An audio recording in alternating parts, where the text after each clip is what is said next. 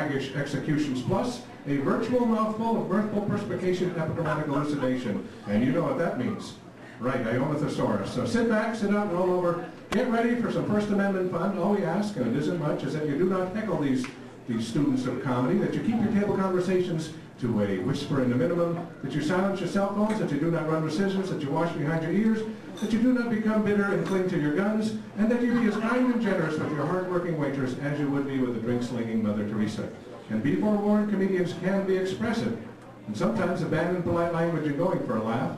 That means you could hear locution flung about tonight, literally strong enough to make Vice President Dick Cheney go fuck himself. So please keep that in the back of your recount box. On the PC side, however, we do guarantee that all of tonight's students have been range-fed. None of tonight's jokes have been tested on animals yet, and that this announcement is obviously made up of 100% recycled material. Okay, having put you through all that, it is now showtime, dear little labored, so put those knees together and your hands so we can see them, and welcome to the planet. Your host for the evening, the instructor of this course, the man who's been doing this for many, many years, a headliner in his own right, and a man who believes that God touches those who touch themselves. It's the lovely, the exciting Stu Stewart, ladies and gentlemen. Professor Stu Stewart.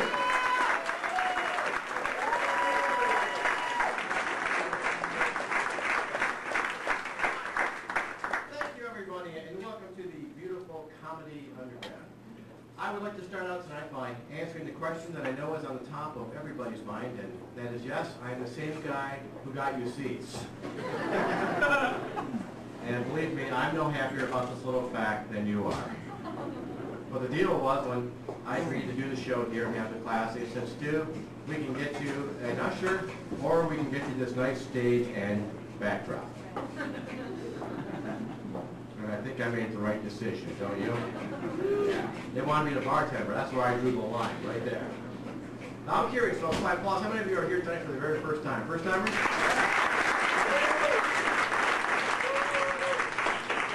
How many have been here before? And how many have been drinking a little bit, really aren't sure? Okay, a little smattering right there. Very good.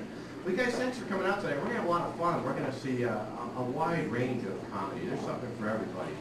And if one person isn't your cup of tea, don't worry. There's someone else coming 5 minutes later. How about that? That's going to work out fine. I want to be polite and be the proper host. Bless you. Are you okay? Okay. This little quarantine area now. Oh, my goodness. What do you got there? Is that West Nile or what is that? Somebody in the back has them as well. I was going to ask, before we had the epidemic here, is anybody celebrating anything special tonight we should recognize? Anybody know? Is there a birthday person? Who is that birthday person? Would it be the one wearing the funny hat? And who is that person? Hey Chris, how are you? Good, huh? Yeah, how old are you now? 22. 20? Sure, why not?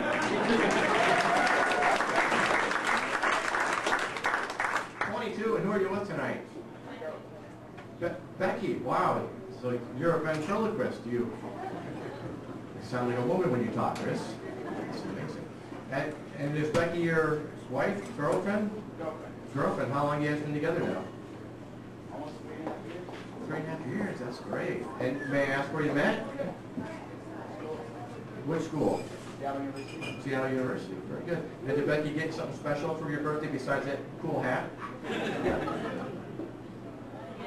She made me a puzzle with a picture that's on it. If you didn't hear that, she made a puzzle with their picture on it. That is so nice. When things don't work out, she gets half the puzzle. He gets the other half and throws it off the Aurora Bridge. I think the older you get, the shittier the gifts. I think that's how it goes. Really, in my family, you get like, you know, maybe clothing or cars or some cash. Well, this past year, I got a book from an ex-girlfriend called Sharing Chuckles. Sharing Chuckles. I thought it was a joke book. Turns out it's a pamphlet on how to have a three-way with a clown. Work with me, people. Work with me. These are the jokes. Happy birthday to you, Chris. Very good. Any other birthday people? No? No, there's not. Okay. How about here? Are you guys celebrating anything special? Oh, right there. Wow. Well, you better get going because it's what, like day after tomorrow or something? It's Monday. Very good. All right. And who would that be? Like maybe your attorney or something? And what's your name, runner? I'll be answering all questions for the runner. Please direct them towards me. What is your name, runner? Julie, have you been training? Oh, thank goodness. That's not something you just kind of get on a plane and go do, is it? Now, what do you do for a living, Julie? Landscape architecture. So I bet you're arriving at cocktail parties, aren't you? No, I mean that in a good way. Because people, when they find out what you do, they always want that free knowledge, don't they? If you're a dentist, they want to know about free teeth. Right? If you're a chiropractor, they want you to crack your back. If you're a urologist, they want you to check things out. They want things for free. Anybody celebrating any anniversaries? Divorces. You guys are in love here, though, aren't you? You know how I can tell? Just by the way that he has his hand gently placed in your crotch. That is a tip-off right there. I like you guys. You're a good crowd. We're going to see a lot of comics come up here tonight, folks, and I want to read off the list of people who are going to be performing. And we have some special guests as well. We have some alumni from the class and a professional comedian joining us. And I want to read off the list of the student comedians tonight. And if you're here to see that person, let them know you're here, okay? Who's here to see Lane Keough? All right! Who's here to see James Crumweed? Yeah. Earl Robinson? People back there? How about Mary Lou Gamba? That is so sad. No one's here to see Mary Lou. I hate to see that. Bill Allison. Ann Bradfield. Jason. Oh, how do you say your last name, Jason? Sayaroni? Okay, great. Jimmy Maxwell. Hey, Paul Rapelson.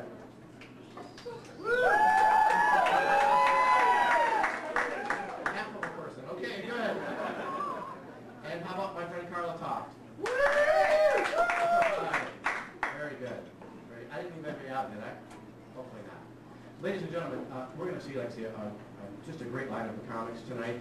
And I also want to offer up a big round of applause for your wait staff. They're working hard for it.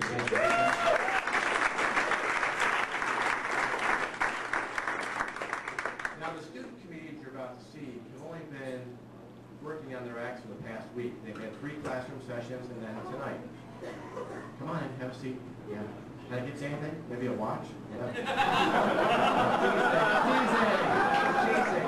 We're glad you're here. We're friends with you.